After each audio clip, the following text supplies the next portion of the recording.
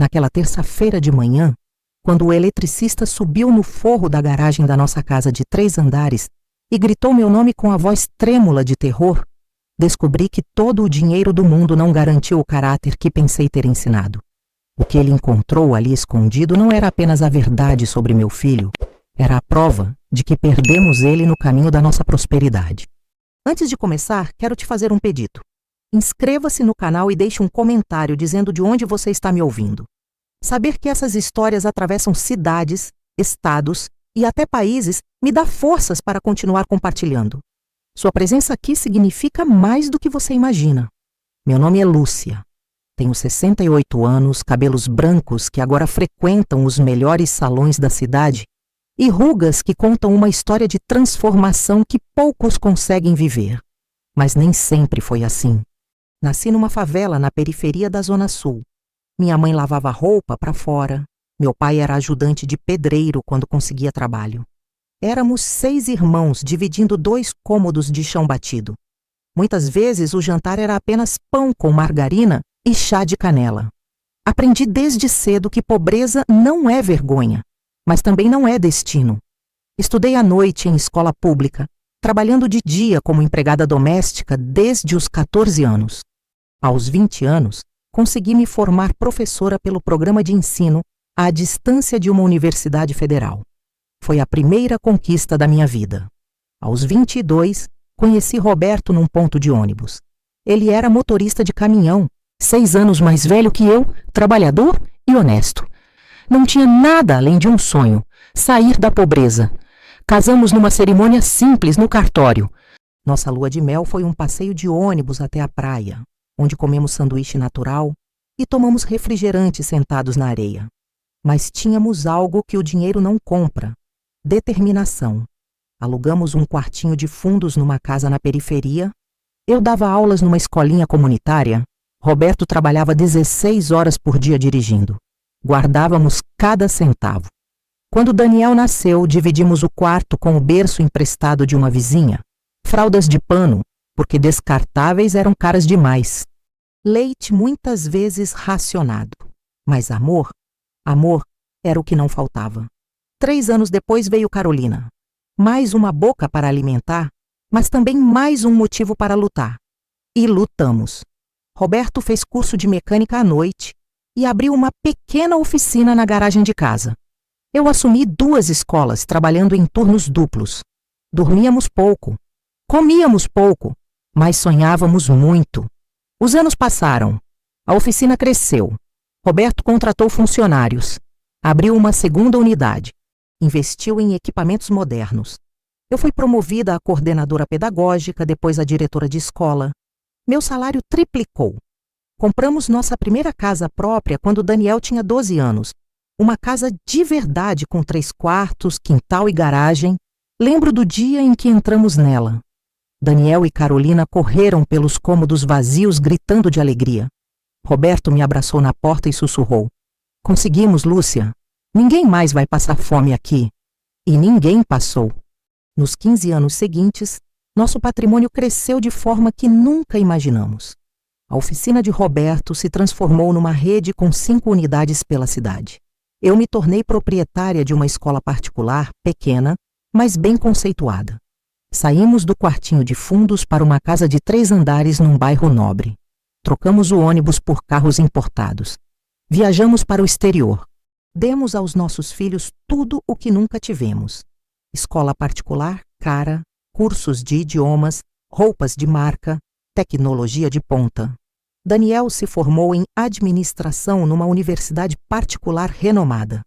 Carolina fez direito e passou num concurso federal, conquistando independência financeira aos 23 anos. Olhávamos para trás e não acreditávamos no quanto havíamos caminhado. Mas tem um ditado que minha mãe lá da favela sempre repetia: filho criado na fartura, às vezes não sabe o valor de nada. Na época, eu achava que era apenas um ditado. Jamais imaginei que se tornaria minha realidade. Roberto faleceu há 5 anos, vítima de um infarto fulminante enquanto dirigia. Tinha apenas 63 anos, no auge da vida, planejando nossa aposentadoria numa casa de praia. Fiquei devastada. Mas também fiquei rica, muito rica. Entre a venda das oficinas, o seguro de vida robusto que Roberto havia feito, os investimentos e a escola que continuei administrando, meu patrimônio líquido passava dos 5 milhões de reais. Era dinheiro para viver confortavelmente pelo resto da vida e ainda deixar herança farta para os filhos. Carolina, sempre independente, não quis nada. Disse que preferia construir sua própria história. Visitava raramente, ocupada com a carreira brilhante em Brasília. Daniel foi diferente.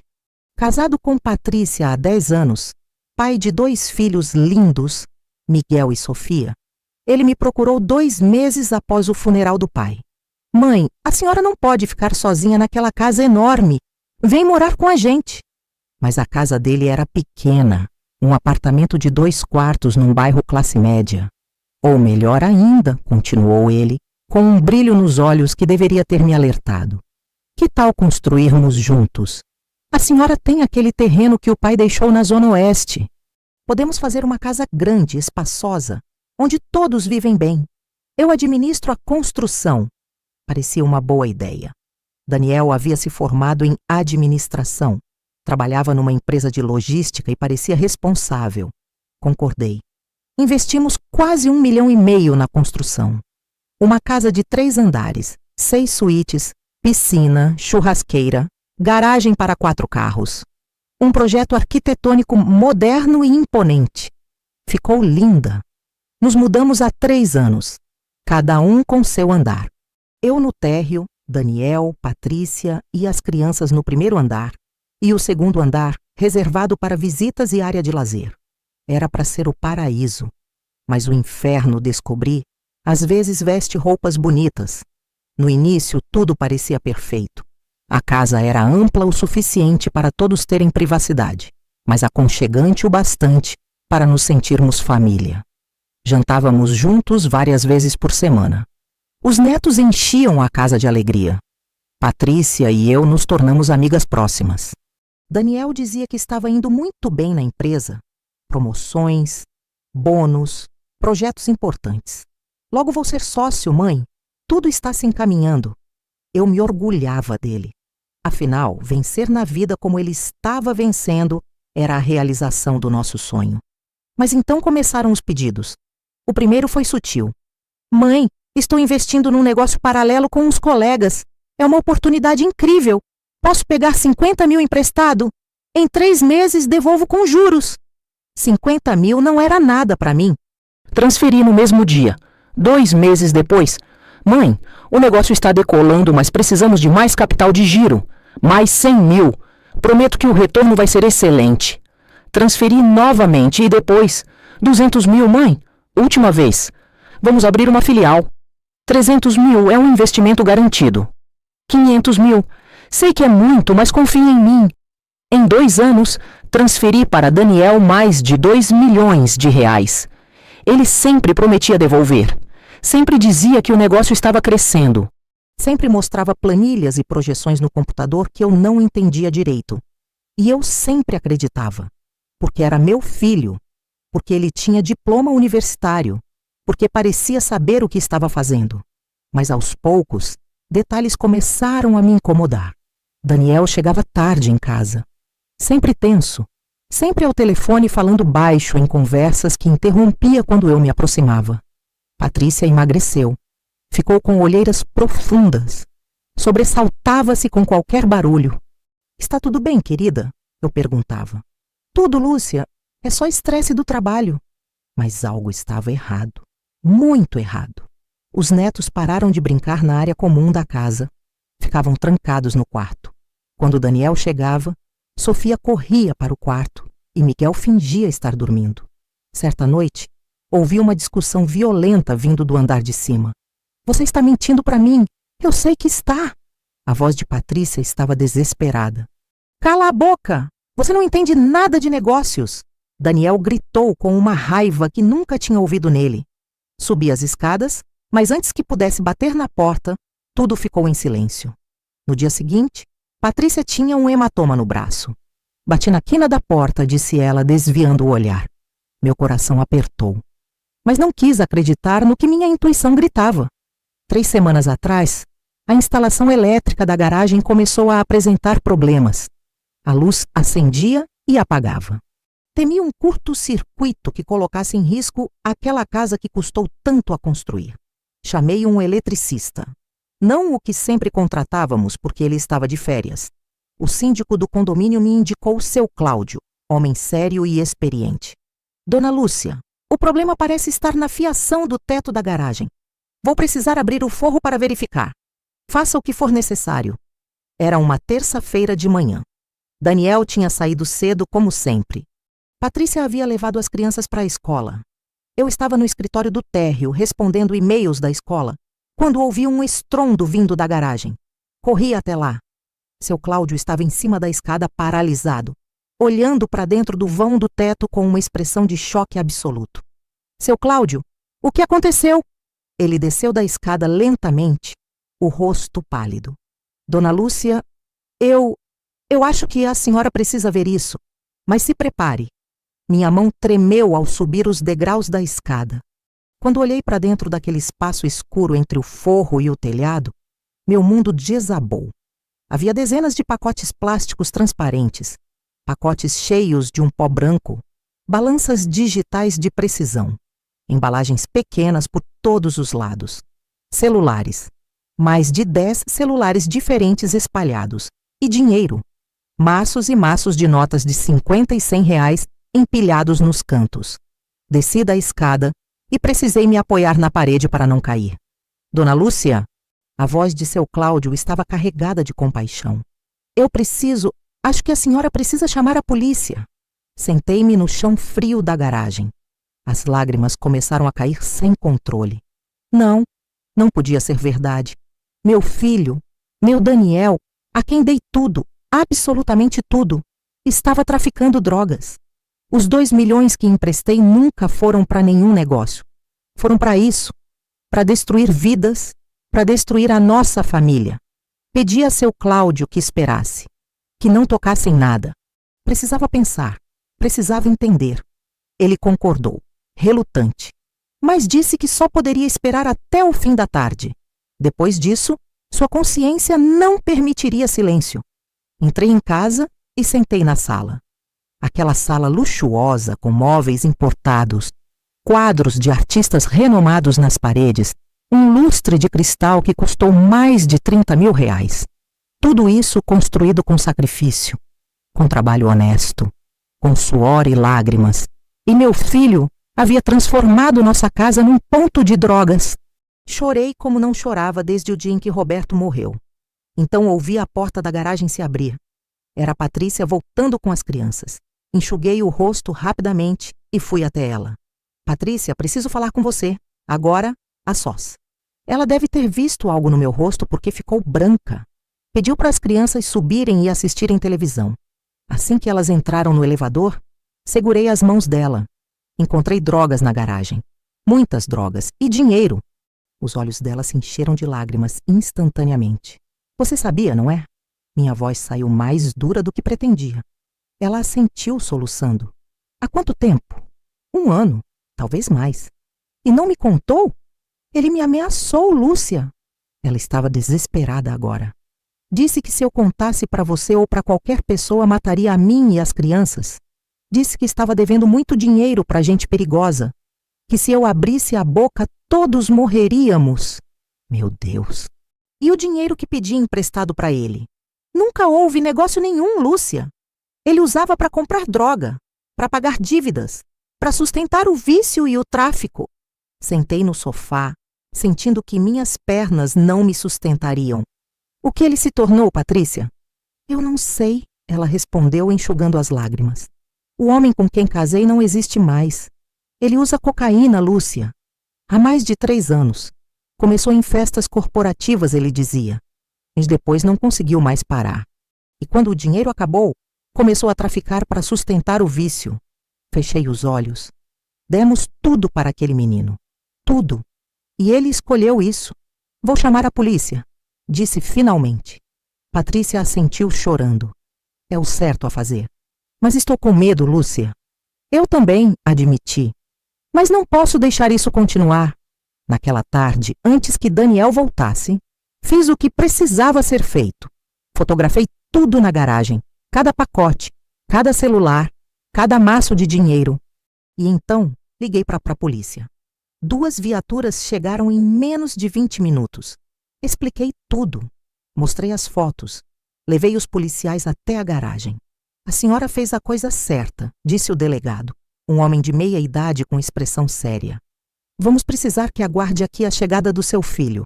Ele costuma chegar a que horas? Por volta das 7 da noite. Estaremos aqui. Patrícia levou as crianças para a casa da mãe dela. Não queria que vissem o pai sendo preso. Eu esperei, sentada na sala de 1,5 milhão, esperando meu filho chegar. Quando o carro dele entrou na garagem às 7h15, foi recebido por 4 policiais e algemas. Ouvi o grito dele da sala. O que está acontecendo? Tirem as mãos de mim! Respirei fundo e levantei. Fui até a garagem. Quando Daniel me viu parada ali, seus olhos se arregalaram. Mãe, o que você fez? O que eu deveria ter feito há muito tempo. Você não entende. Eu posso explicar. Não precisa explicar, Daniel. Eu vi tudo. Eles vão me matar. Os caras vão me matar se eu for preso. Deveriam ter pensado nisso antes. Ele foi levado, gritando, chorando, ameaçando. E eu fiquei sozinha naquela casa enorme e vazia, percebendo que todo o dinheiro do mundo não tinha sido suficiente para garantir o que realmente importava.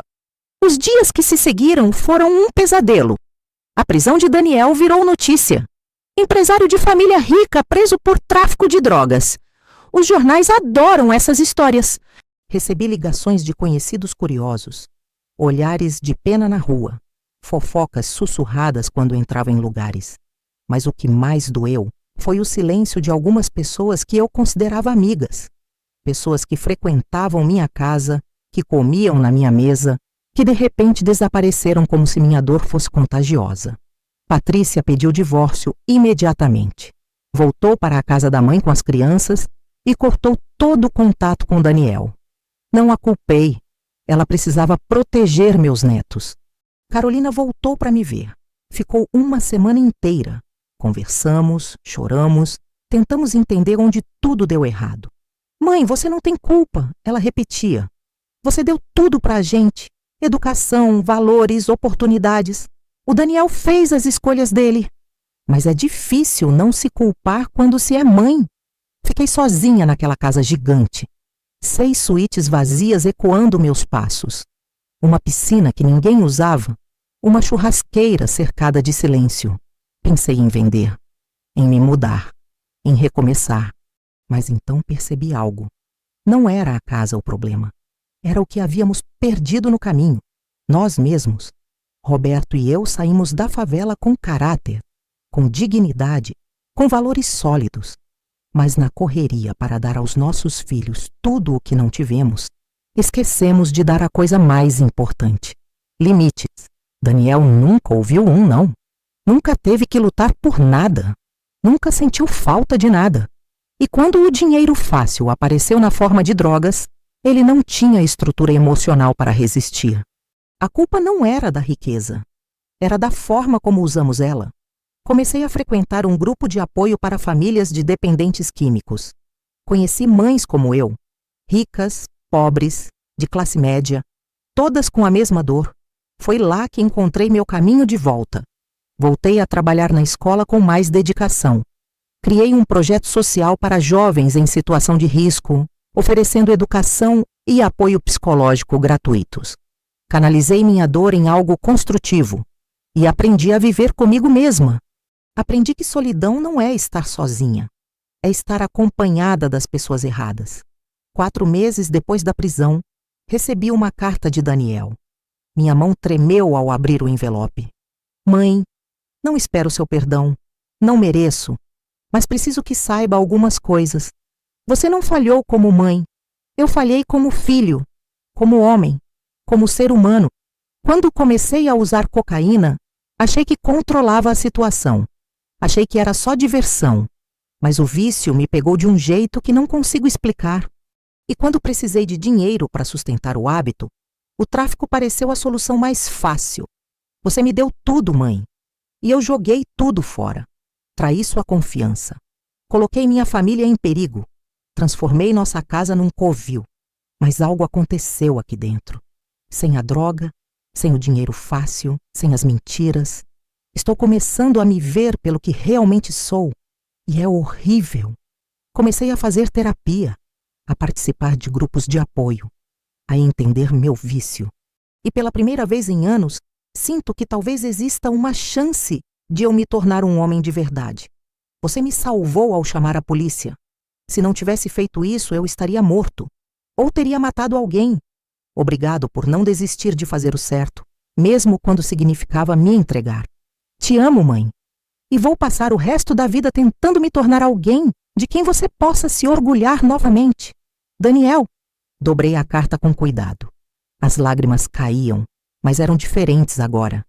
Havia esperança ali, pequena, frágil, mas real. 8 meses depois da prisão, recebi uma ligação do advogado de Daniel.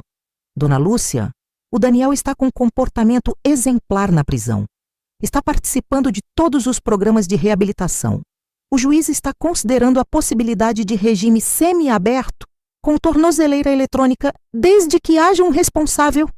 Ele gostaria de saber se a senhora aceitaria ser a responsável legal.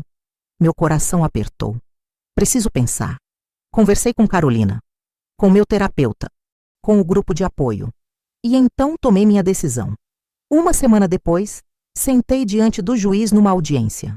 Dona Lúcia, a senhora aceita ser responsável legal pelo seu filho durante o regime semiaberto? Aceito, com condições. O juiz arqueou uma sobrancelha. Que condições? Primeira, ele não morará na minha casa. Vou alugar um apartamento pequeno onde ele viverá sob supervisão. Segunda, ele trabalhará. Consegui um emprego para ele na minha escola como auxiliar de serviços gerais. Salário mínimo. Vai aprender o valor do trabalho honesto. Terceira, terapia obrigatória 3 vezes por semana. E reuniões de narcóticos anônimos todos os dias. Quarta, não terá acesso a nenhum centavo da minha conta.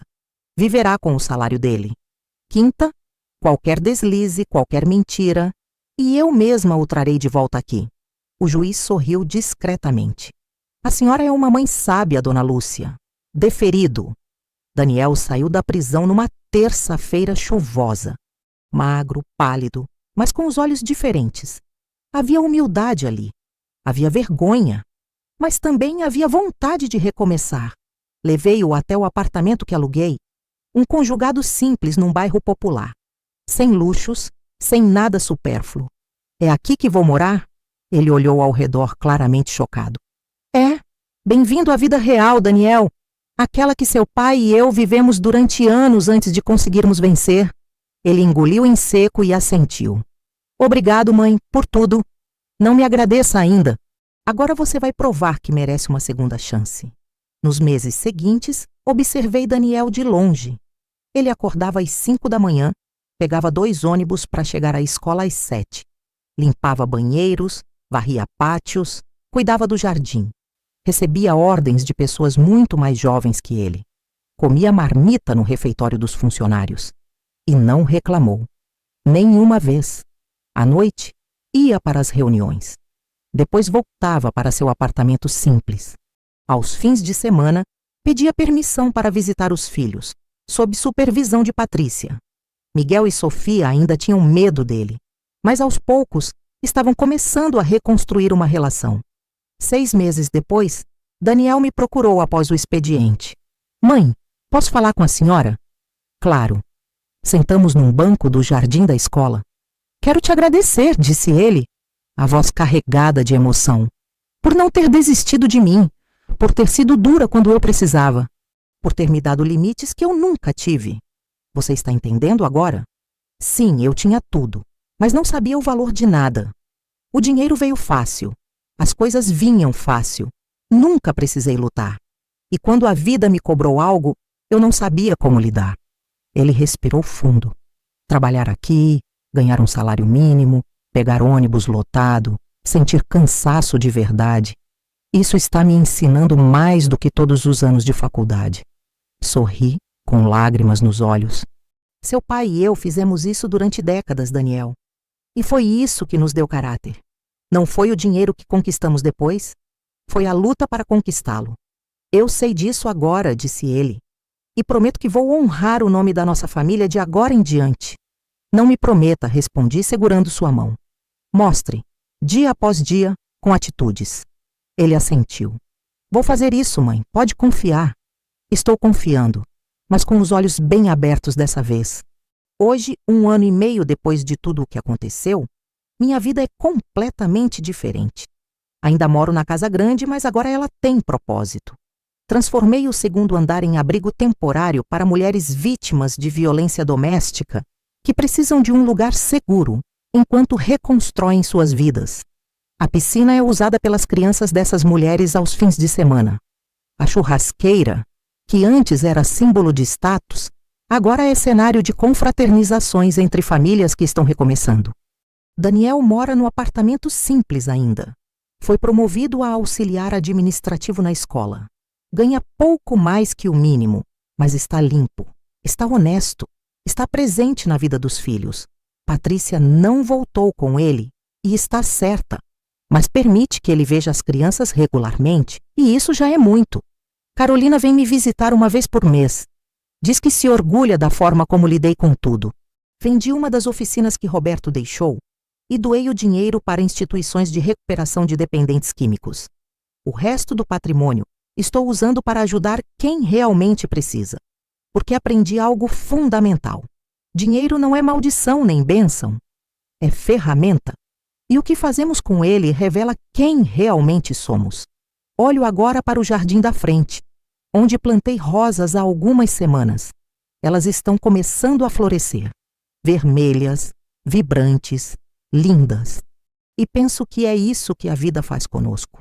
Nos tira tudo para nos mostrar o que realmente importa, nos quebra para nos reconstruir mais fortes, nos despedaça para nos ensinar compaixão. Meu nome é Lúcia, tenho 68 anos, saí da favela, construí um império e quase perdi meu filho no processo. Mas aprendi que riqueza sem valores é pobreza disfarçada, que dar tudo aos filhos não é amor, é covardia, que dizer não quando necessário é a maior prova de amor que podemos dar, e que às vezes destruir tudo é o único caminho para reconstruir o que realmente importa. Se você gostou dessa história, clique no próximo vídeo. Lá tem mais um drama com uma reviravolta surpreendente. E lembre-se, o dinheiro pode comprar conforto, mas não compra caráter.